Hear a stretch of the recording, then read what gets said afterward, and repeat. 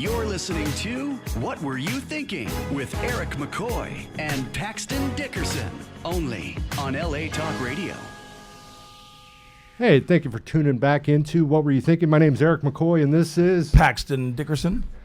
Hey, so when we actually got here, we were actually talking to Sam with the radio station Sam in the Morning, and I was kind of pondering this idea about, that the basic premise of human behavior is that we only do what we would rather do than not do at this particular moment in time. So you'll never do anything that you don't want to do. And I know people are like, I do stuff I don't want to do all the time. No, but the truth is that you don't. You either do it to gain something or you do it to avoid something or avoid a consequence. And sacrifice, there's a barter. I mean, what if you could get it without doing it?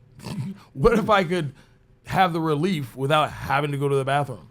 Oh, I want to go to the bathroom. Do you want to go? Well, I have to go to the bathroom. Do you have to go? I did go to the bathroom. Would you have rather had just disappeared whatever excrement and not had to get up, use toilet paper, waste 5 minutes, pause 10 minutes, wait 20 minutes, wait 25 minutes, and pause the movie? Or would you have just liked to lay in bed? You kind of went down here.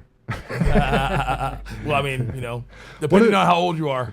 Yeah. Now, one of the when I was, we were gonna discuss happiness again, and one of the components that I always think of with happiness is freedom. This idea of freedom. Freedom does not come from anything external. It all comes from within. And I actually learned that concept when I was in custody back in 2002, and I probably felt more freedom than I'd felt in my entire life, and I was behind bars. And so this concept, when I look at the idea of freedom, part of what I do is I think about my words, the thoughts that I have. Right? Every time that I say I have to do something, there's no freedom in that. Right. When I get to say I get to, I choose to, that's the freedom that we find in things. The pursuit of happiness and freedom. Liberty, happiness, and freedom. So Paxton, here we go. Are you happy? What were you thinking? Yeah. Well, I'll tell you what I was thinking. I'll tell you what I was feeling. I like the question better, am I happy? And yes, I am. Now, was I happy first thing this morning? That would not be the overwhelming feeling I had. This morning, I think I was feeling a little frustrated, and I had a couple things on my mind, a couple problems to solve. Now, granted, those are quality problems, so I was happy to have them. and then I was happy while I was drinking my coffee and having my morning smoke, thinking about how to solve this problem. And then I was definitely happy once I came up with a game plan of what I was going to do regarding it. And then I became joyous when I forgot about the problem and played my music and shaved my head. And then I got unhappy again as I nicked the top of my head, because that'll happen. And then I got happy again. And you bleed profusely. And I bleed profusely and put toilet paper on my head. And I went to the store with toilet paper on my head. So distractions took you away from this idea of happiness, right? That's kind of what you're saying? I think, I had a person tell me about trust, and this is a whole nother topic because I didn't really like what they said about it, but what they said was they don't trust people. They have different degrees of distrust. And that started a whole conversation, and I don't really want to get into it today, but I use that same thing for happiness. I'm not unhappy. I have different degrees of happiness. Mm-hmm. And I go from 1,000 to, I think when my son died, I was about 10. So from 10 to 1,000 is where you're going to see me on my spectrum of happiness. Mm-hmm. Now, I wouldn't call that unhappy. I'm not in the negatives. Well, it's kind of like, definitely not in the negatives. It's kind of like, I think we were talking about, like with anxiety, do you have, there's no such thing as no anxiety. Right. You either have levels of it. I think Right. it's on a continuum, Right. That you can be, here, you can be high anxiety. High anxiety is not always bad either. Right. Anxiety is a precursor, is like I do transmutation. I just talked about that and changing one thing to another. Transmutation of anxiety is excitement. Mm-hmm. literally, when they are studying your brain patterns, they cannot tell the difference. They can tell the difference between many different things, but they cannot tell the difference between anxiety and excitement. What's going to happen today? What's going to happen today? They're the same fucking thing. So anxiety, I don't want to get rid of my anxiety. Yeah, I'd done a podcast with actually Lynette, who was known as the brain broad. Right. And she actually talked about that exact thing. Yeah. You know, she said that high anxiety is High excitement. Is high, exactly, Yeah. is high Yeah, I excitement. do a whole, I started with alchemy when I was young, and it was all about anxiety, excitement, boredom, relaxation. You know, I do a whole lectures on that, and I just watch people go, what the fuck? Oh my God.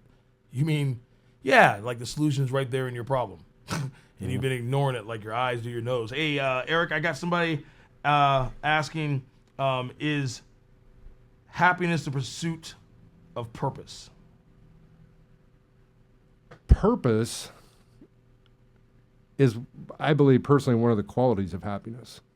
You know, we look in this world of recovery, and, you know, the people that are, you know, genuinely happy in recovery, they have a direction. They know where they're going. They have, and it's not that cliche purpose of like, what's your purpose in life, you know, kind of thing. But you can actually look at, you can live with purpose in every area of your life. Right. You know, I can live with purpose in my relationships, in my jobs, in my recovery, within happiness. A very big Buddhist philosophy is do all things with purpose. You are purposefully gardening. You are purposefully sleeping.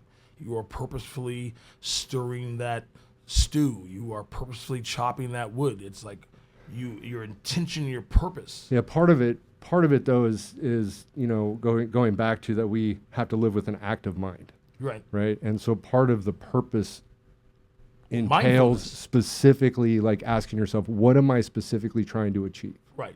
You know, what am I really trying to achieve out of this? Well, I don't know, because some of that could be expectations, and I can not necessarily have any idea of the ending, but what I'm doing it with purpose. I will purposefully no, not the stand ending, on the corner. not the ending, but I'm saying, you know, What are you going to get out of it? if we're looking at like living purposefully, Okay. that, and this is where I believe that a lot of people fail at the things they work towards.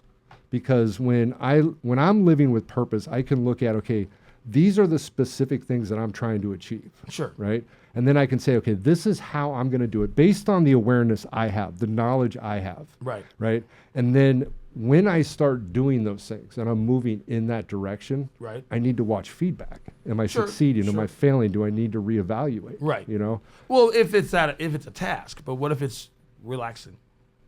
I'm not failing, you know, or I'm like literally earlier today, I'm standing on the corner. I was purposefully standing on that corner. I had no idea why.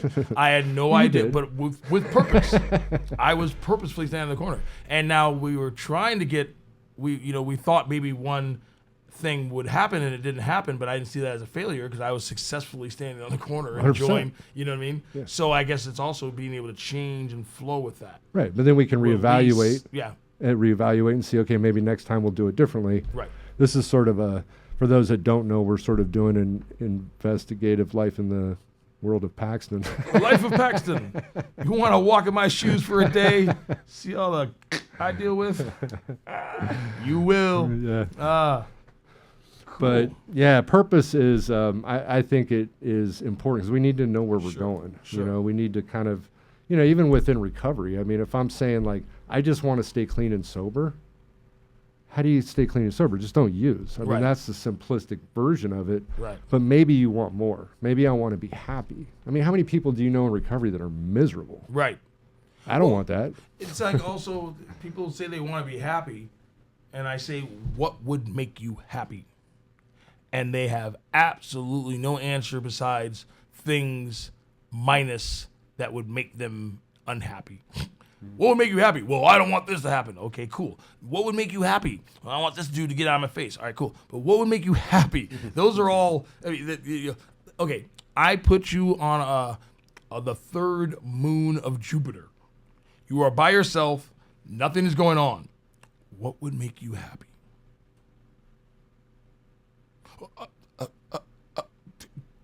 That's a tough question, though. Well, exactly. The third moon of Jupiter. Well, you know, I don't know what that would be exactly. like, so. You know, exactly. It's a tough question because then you'd have to be confronted with the fact that, You're alone. well, that aside from the analogy, Yeah. but more so, just if all those things are out of your way, all these answers that they give, problems and minus problems isn't happiness. So okay, so let's say I clear the board.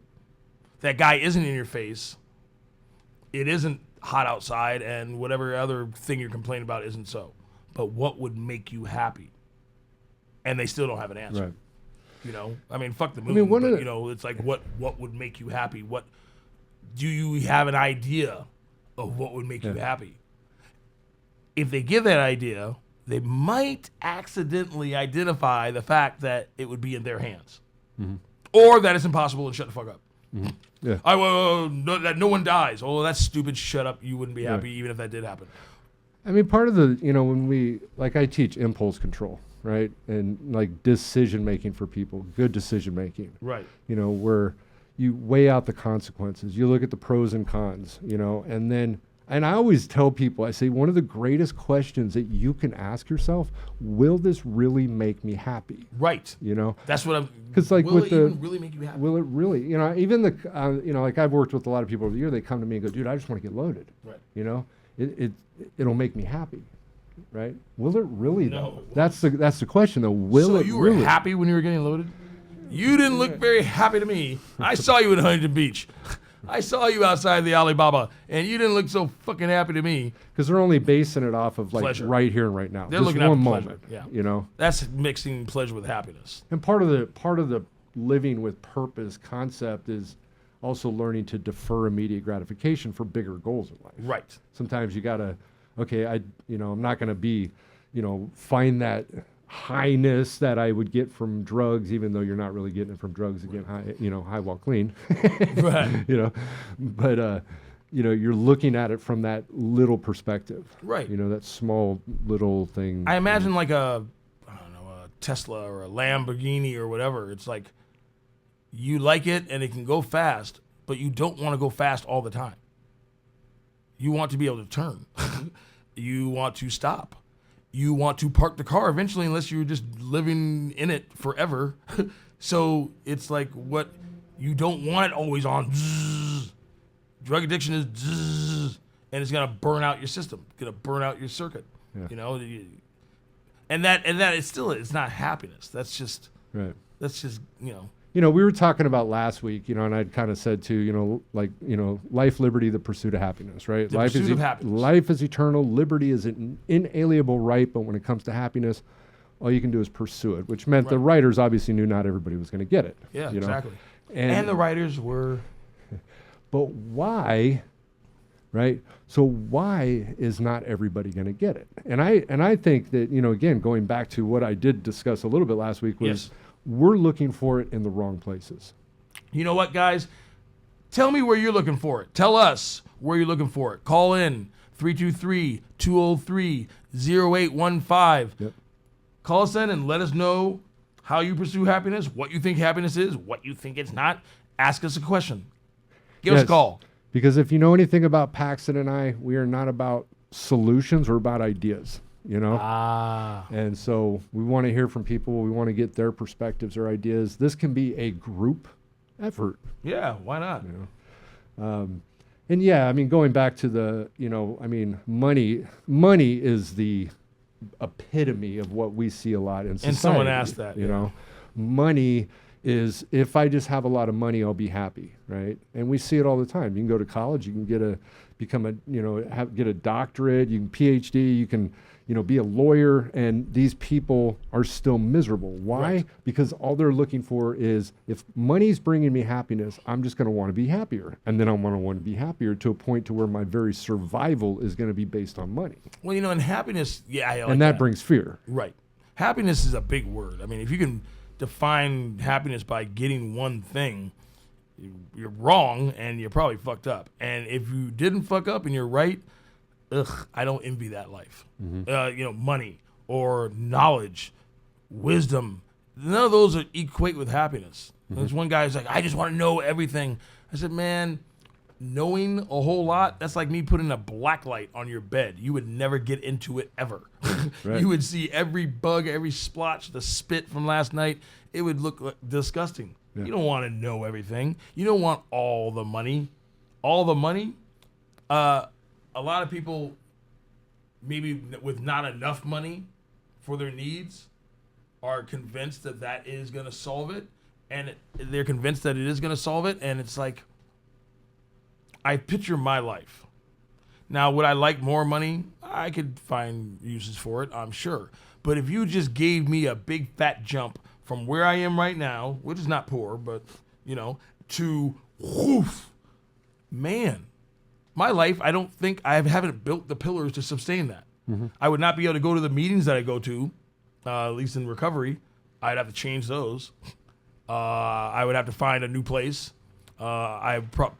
Things would problems would come to me quicker than I could have adjusted for them, because for normal people, it happens slowly through years. And how many relationships would change? Change. All of a sudden, it's like, oh, what can I get from you? Yeah. Not what I can give to you, but what can I get from you? It would be like me when I went to CVS for the first time with my mom after treatment. We got up to the counter. I looked at her. Are you going to pay for this? Mm-hmm. What?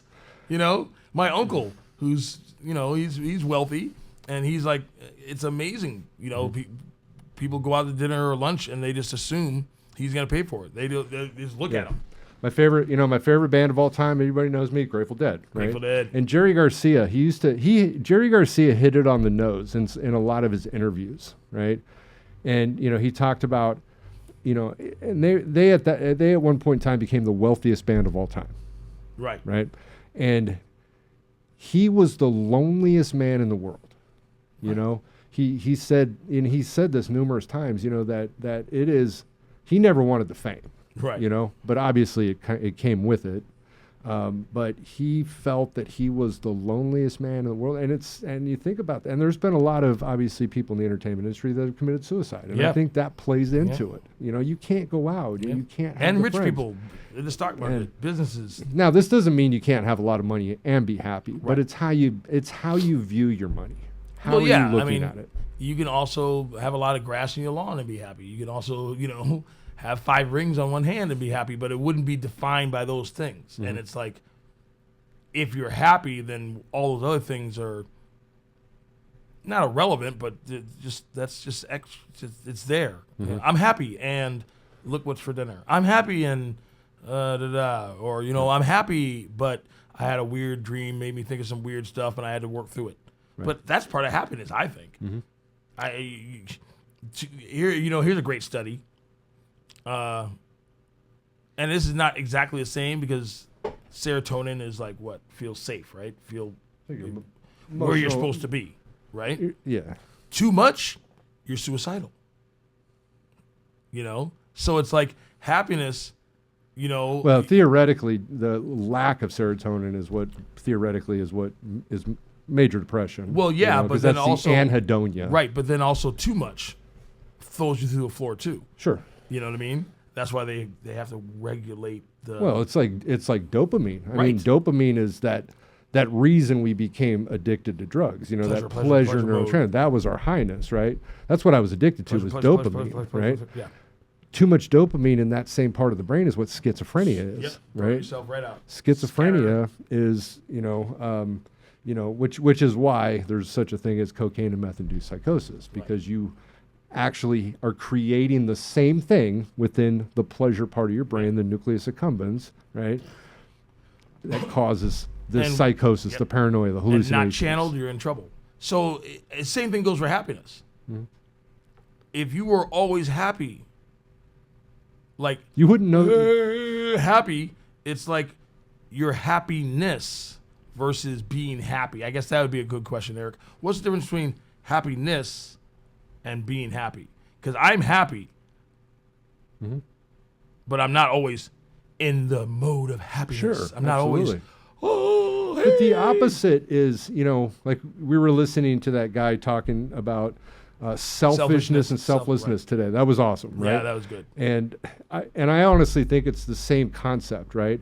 Is that paradoxes. We need pain. Yeah. We need, I mean, my book, Pain, Failure, and Misery are the stepping stones to success. If you didn't have pain, you wouldn't understand pleasure. Exactly. Right? If you didn't have misery, you wouldn't truly understand happiness. Exactly. Because there wouldn't be any comparative. I want some challenges. I want some struggles. Well, you wouldn't have the comparative. Right. You wouldn't have to say, oh, I feel better like than this. what? Yeah.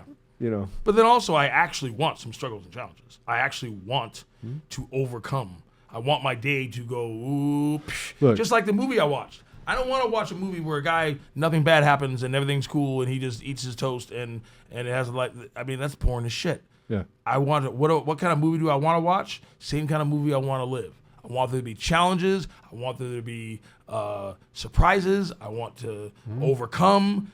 I want him to navigate. I want there to be little trick zingers here and there, good and bad. And I want a happy ending or an enjoyable ending. Yes, I meant that both ways. No pun intended. Paxton said he wanted a happy ending. How can we talk about happiness without throwing out that? Come on. I mean, did you not expect that to come out of my mouth? No, that was no pun intended. Yeah. LA Talk Radio. Yes. But yeah, so I mean, we, and again, I kind of talk about it in my book. I mean, the farther I went down into that states of misery, yes, in that horrible place, the higher I was able to climb. Right. Right. Because I had to go much further. So I truly understand those depths of hell, that we had to walk through. Right. And because of that, I understand the opposite end of it. Yeah, you have perspective.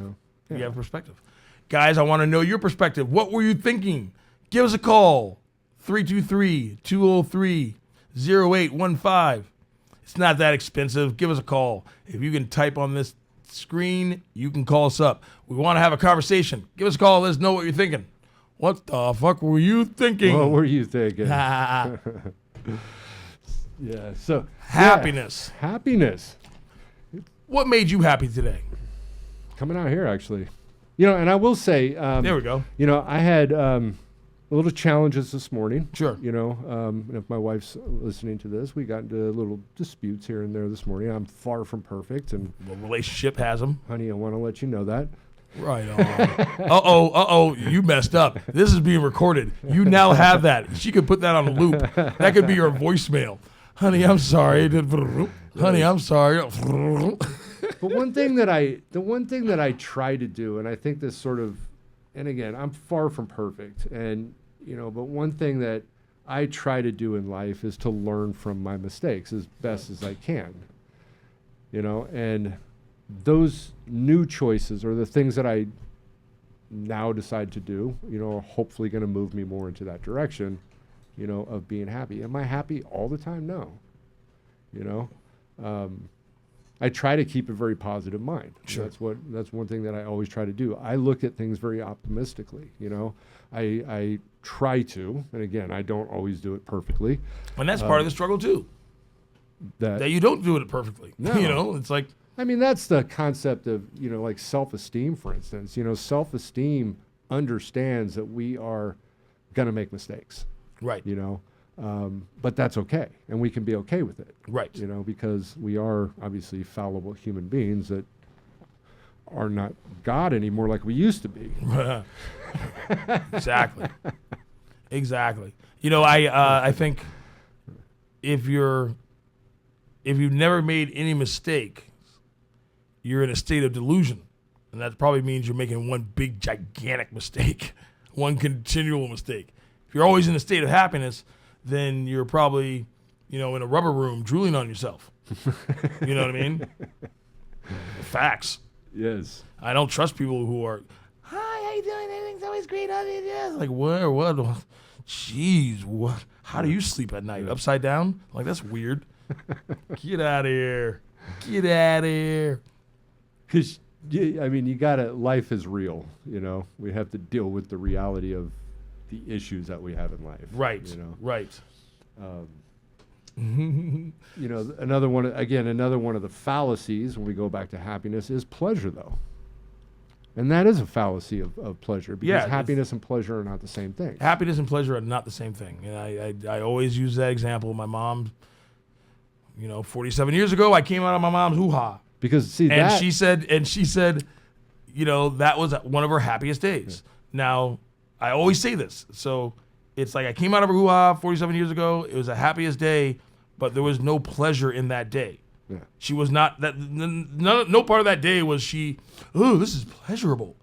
Why the hell would pleasure have anything to do with a state of being? But that's No. what those of us thought. Oh, yeah. When we got into drugs. Sure. That those Sure. were correlated within the same thing. Well, drugs, and for those of you guys out there who don't have drug addictions, that's what you thought when you were,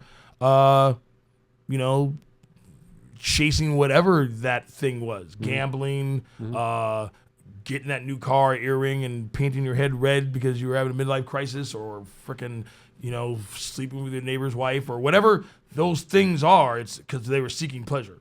Right. Pleasure. Yeah. All the way down to the maniac who chops people up. He was trying to get his pleasure. Yeah. He was trying to get his pleasure. Yeah. And did that end in happiness? No, because literally, obviously chopping up people is wrong, but if the person chops people up, they might not think so. But I would logically, it didn't even make you happy, because eventually you put yourself in a position where you could no longer chop people up. See, you fucked up. Period. So even in that extreme analogy, it didn't end up with happiness. Right. Pleasure lasts as long as you're doing it. Happiness can last forever. Well, exactly. Drugs. In drugs, for instance, the adaptation level theory. I think I said this last week. Adaptation level theory is that any time that we do something like a drug for an extended period of time, our body's going to adapt. Yep. To where you'll no longer get pleasure from it. And so that's one of the reasons why that concept of drugs is never going to help you get there. Right. So what makes you guys happy? So we heard about the struggle this morning. Besides coming out here, what else made you happy? Went to the beach. Nice. Well, yeah. Went to the beach today. So my brother's in town, and from Kansas. Nice. Was that KS? KS? Kansas KS? Yeah. KS! And so he's out here with his wife and his kids, and so we're actually staying down in South Orange County, and went to the beach today, and that was a lot of fun, actually. Nice. I've been to the beach in a long time, and got some good sun, which... So I can become darker like you. Come catch me. Come catch me. Get some sunblock 8,000. Hey, how does fun factor into happiness? How does fun? See, this is okay. Here we go. We're chopping up some cool terms. This is a good thing. Right. So, a lot of times, like people get into recovery, and what's the first thing they say? Life's going to suck. There's not going to be fun anymore. Right. Which I think is silly, is crazy. And again, it goes back to, I think that those of us that work in this industry, and for those out there that are listening to this that work in the industry, help them make it fun. Right. Help make rehab fun. Help make treatment fun. Let's show them that they can have fun. Right. Show them fun. Give them fun, and more importantly, model fun. Model having fun. Because they see me come in there, and for the first time, they're seeing someone literally be at their work and have fun. People go, oh my God, you probably rather want to be here. I go in, I'm having fun. I'm blasting music. I'm chopping it up. I'm relaxed. Even during the lecture, I'm having fun while I'm giving it. Afterward, they're like, don't you have to go somewhere? I'm like, I'm just chilling with you guys. And it's like, I'm having fun. Mm-hmm. Eric picked me up today. I was watching a movie at the You can have center. fun doing anything. Exactly. And I think that's part of what it is. And So happiness does not correlate with that completely. Well, because there are going to be times you may not be happy, but you still can have fun. True. But they're twin brothers, I guess, because the same way you said you can always have fun. You can, depends on how you look at it. You can always have fun. Well, I'm looking at it the way you said it. Yeah. If you can always have fun, and that's a possibility, then you can always be happy. That's also a possibility. Sure. You can adapt that to whatever said thing is. Mm-hmm. You can adapt it. You can apply it. Mm-hmm. They share that same little transmutation element where you can go pivot, boom, yeah. You know, I can have fun. And I don't feel, I've had fun doing things that were not Designed to be fun? enjoyable. You know, they're not enjoyable, but Right. I've had fun. You would never want to say this, or maybe you would if you're me, but I'm about to say it. I've gone to a funeral of someone I loved deeply, cried. And had fun. Somewhere in that funeral, I remember having a lot of fucking fun. I saw some family members I haven't seen in a long time. We shared some good stories. Oh my God. Later on that day, we were in the living room cracking up. And thank God we all know this person and didn't feel guilty for doing it, because this person would have wanted us to laugh because that's the way they were. But it's like, so was it a fun, put the fun back in funeral. It's like, well, you know, it's like, yeah, I had some fucking fun. Yeah. And it's like, because I chose to. Or what's the alternative? This is a funeral. I love this person. No longer be around. So while other people are sharing good things, I'm gonna go fuck this shit and go outside and smoke a cigarette by myself and get snippy. And storm upstairs and everyone goes, oh, that's okay. He's just Because going it's through a it. choice. Right. It's a choice that you make. Or maybe you're taught that's what you're supposed to do. You're supposed to be like, Well, I mean, you look at all, you know, so many people out there, and they're just angry. They're miserable. You know, they're just always, you know, looking at the downside to things, looking at the negatives to things. Right. That's a choice that these people make. You know, you can flip a choice that in around. perception. And perception. Definitely. I Because you don't describe the world you see the world that you describe. nice. Right. We talked about that in our the first episode that we did last week on happiness, and you know, the old cliche of perception is half full or half empty. And I always say that's not a matter of perception; it's a matter of choice and perception. Because you choose whether you want to look at it half full or half empty, probably based on what you want. If the waiter didn't give you, if you don't want to give the waiter a tip, you'll say you left that thing half empty the whole time. If Eric spilled my Rockstar and I want him to buy me a new one, I'd say, dude, that was half full when you spilled it. Right. So it's really about how you choose Right. to have that perception. Not just, oh, I'm born with this crazy Which could be your perception. agenda too. Right, your agenda, your want. Yeah. It's not, people want to put perception like it's just something that happened to them. No, it's something you develop, you make, I believe. Oh, I'm just a negative perception person. Okay, well then fuck me trying to help you. Do you have problems or do you got opportunities? Exactly. That's right. and it's all about how you look at it. Did I put you in the, did I seat you in the corner of the restaurant, or is that a romantic nook? Call in. We want to know what's going on with you guys. 323-203-0815. 0815.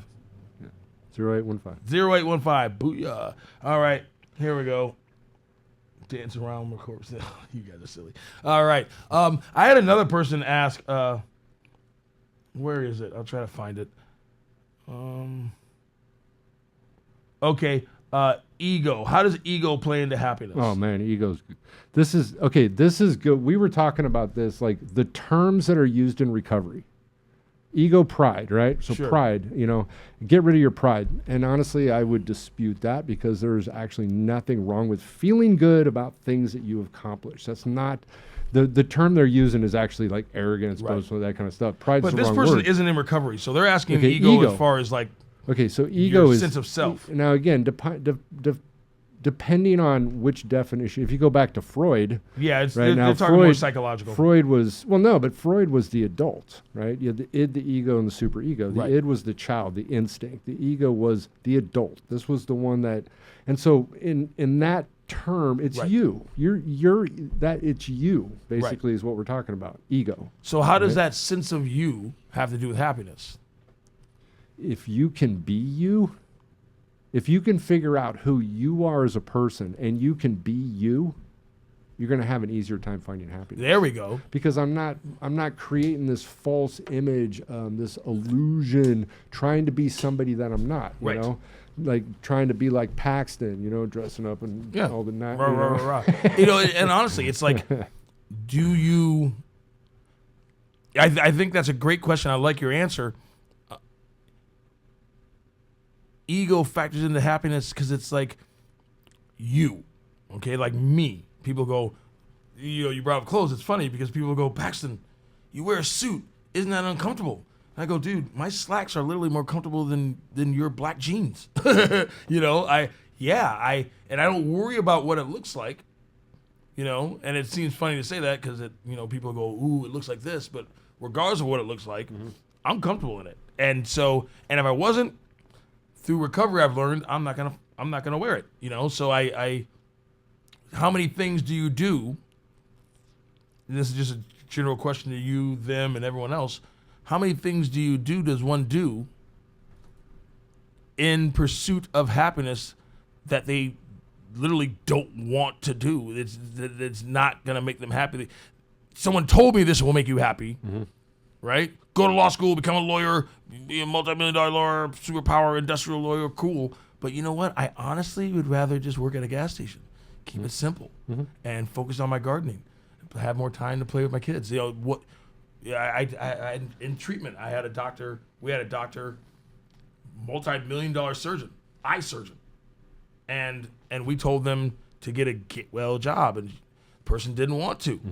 He's like, get out of here, no, because the other ego, the recovery ego, high standards. Yeah, well, the recovery ego was kicking in, and then, but we won because we forced the person to do it, and within a couple weeks, they were like, oh my God, this is great.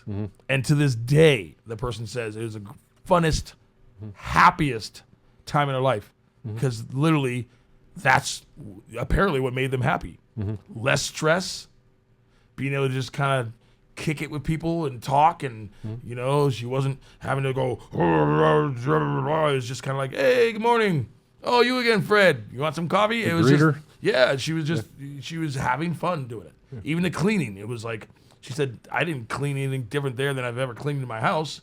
She had horses. Nothing there is going to beat gigantic horse poop. Well, but she was happy. She was happy. Being humble. There we go. I so think ego, humble, being humility. humble is also a quality that can bring about happiness. I'm not like putting myself above. I mean, how many people have you worked with over the years that, like hadn't had a job in years, right? And they're just getting clean and sober. They've been doing meth or heroin for years, and they're like, "Oh no, I'm not going to do that job." Right. Oh no, that's easy. too below me. Absolutely not. It's I've had them. Not even the job. I'm not going to have a house manager who's half my age tell me to make up my bed. You're not treating me like a man. Now you talk to me like I'm an adult. Right. It's like, ugh. Yep. That's really? Act like an adult and don't come to a mental facility.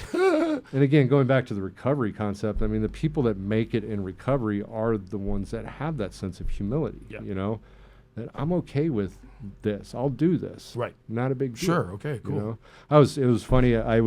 So years back, I was the program director for a place down in Temecula, Southern California Addiction Center. And I was the director of the program. Right. And so we were, and when we started this place up, literally me and like the gardener were freaking running cables all the way up to the freaking house. Right. It got to a place where like the building needs to be power washed. I'm up on a ladder freaking doing the power washing, and I had the owner of the place too come down. He's like, dude, you're like the director. Why would you be doing, kind of thing. Right. And to me, it was, there was one of the reasons was I did not want to put another one of the staff's liability stuff, to get hurt. Right. But at the same time, I didn't feel like I was above anybody else. It didn't, to me, it didn't matter. Right. And I love doing it. That was the owner of my treatment center, too. He'd roll up his sleeves, and, he was a landscaper before he owned a treatment center. He's like, anything I ask one of you guys to do, believe you me, I do it or have done it or am doing it right now. So, I started in the... So better keep your job. I started in this industry as a live-in house manager for a residential treatment program in Huntington Beach. Me too. And I got my ass beat doing that stuff. Yeah. You want to talk about tired work. I'd start at 5:30 in the morning, taking them to a freaking 12-step meeting. My day would end at 9:30 at night, bringing them back. Right. And then you still have to call your sponsor and do your shit. And I remember sitting in some of those meetings, and man, my head was bobbing, doing that. Right. That was, but that's I think a big part of it. I think the humility, being humble, is at least as humble as we can. Humility plus ego is humiliation.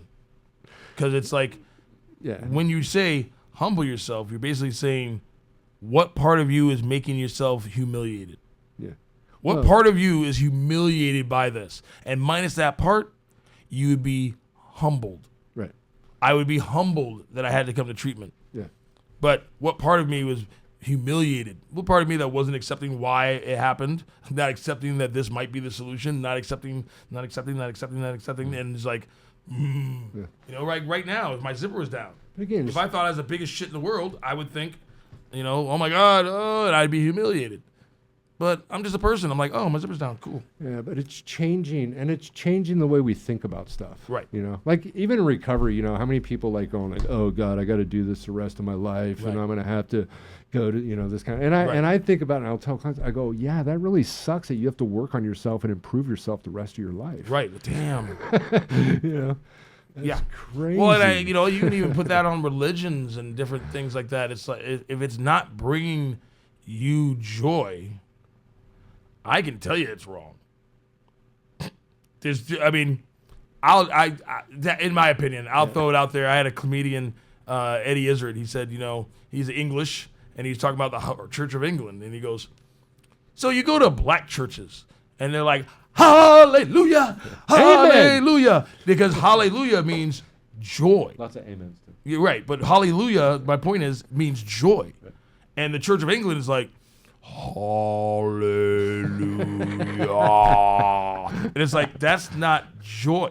No. Joy to God, joy to your God. Oh, joy.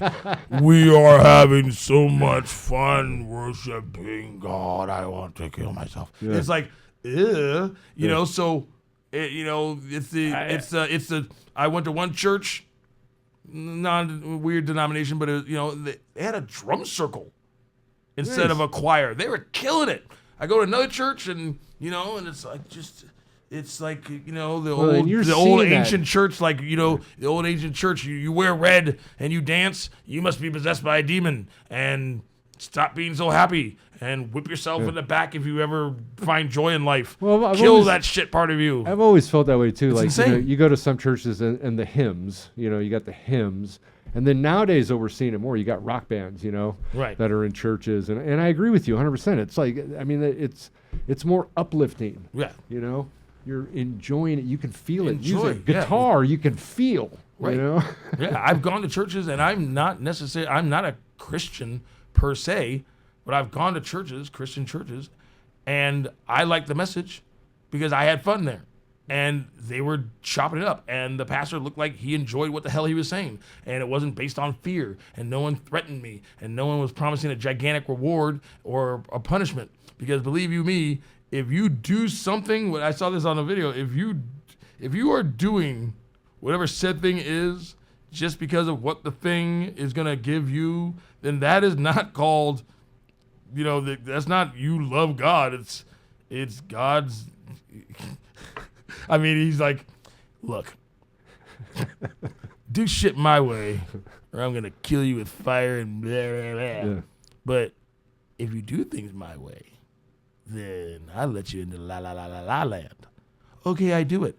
Whoa, that's you being selfish. That's not you being good. That's you fucking, that goes back to recovery and addiction. You know, that's not, what the fuck? You know, I think I know people who don't do that shit, let alone. I think the same thing applies with counselors, though. You know, sure. Like if you know when we're working with clients, and I get this all the time. I mean, you know that a lot of clients love to come to my groups because when I'm doing it, I'm happy, I'm excited, I'm moving, I'm shaking, right. I'm, you know, doing things, and I know you're the same. Yep. I mean, because I enjoy what I do. Yeah. I even enjoy when I did. I had one of the techs. No, actually, she's a case manager. My fault. Hi. She's a case manager now. When I met her, she was a tech years ago. Anyway, she just reminded me that she was there the day I came back from a camping trip when I realized I was going to get a divorce from my wife. And the big relapse prevention lecture started the very day we came back. And literally, I'm in group telling everybody, hey, I'm about to get a divorce. But the crazy thing was the group wasn't about my divorce. And I literally enjoyed having that group with them. They helped me process. They use their own, instead of me using my life experiences to relate to them, they did that for me. They're like, oh, you're having a divorce. You know what, Paxton? I want to go da-da-da-da and get loaded, or my mom doesn't understand da-da-da. But you know what? You said that, and I'm thinking of that. And, it just worked. I left there processed. And it's like, I enjoyed myself. Yeah. I enjoyed myself. I wasn't in a state of bliss. I wasn't fucking la-la-la-la, but I would have rather done that than not. Mm-hmm. Just like my mom wasn't in a state of bliss, but she's glad she had a kid. Is she really? Right, Mom? Right, Mom? Mom! No, I'm just joking. She actually called me last night in the middle of the night and let me know she's happy she had me and my brother. Do you believe her? I do, because my mom could give a shit about lying. She'd rather tell you the truth to your face. Yeah, she don't give a fuck what you do. She don't give a fuck. She'll tell you your breast stank, you got broccoli in your teeth. I don't like that. Your dog's stupid. And yeah, my mom, if your kid is not cute, please don't ask my mom if she's cute. My mom will tell you, no, it's not. It's not a cute kid. I love it. Maybe might grow into a very distinguished person, but not all babies are cute. Yeah.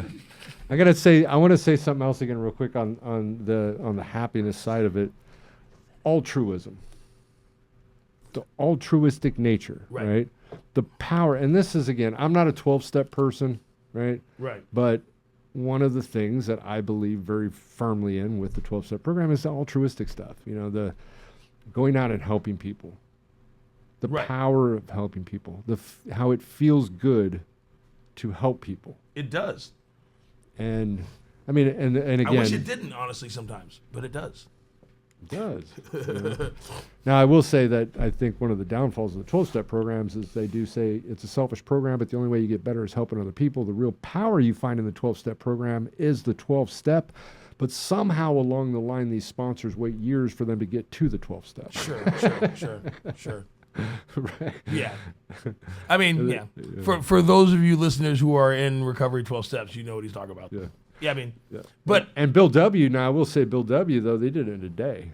Sure. They'd literally go to a hospital and say, "Look, let's do all this you stuff." go upstairs. All right, into the now clubhouse. go help somebody. Yeah, you go to the clubhouse. You go upstairs. You'd pick a sponsor like a Bunny Ranch, and you come downstairs after a couple hours, and you'd be on your step 8. Mm-hmm. And they didn't believe that you could leave that clubhouse until you were on step 8, or else you were gonna get drunk.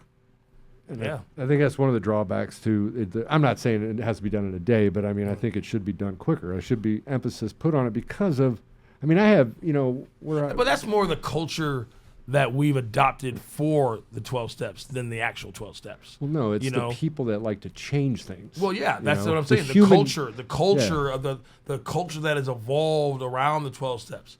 I mean, that's with a lot of things. I mean, there's a culture that has evolved around growing cows and killing them. I don't think there's anything wrong with eating beef. We got canines. But if a culture grows around something that makes it, that has negatives, then all of a sudden that's it. Hey, I love beef, but I'm not going to be the one that's going to go kill it. Well, no, I'm not.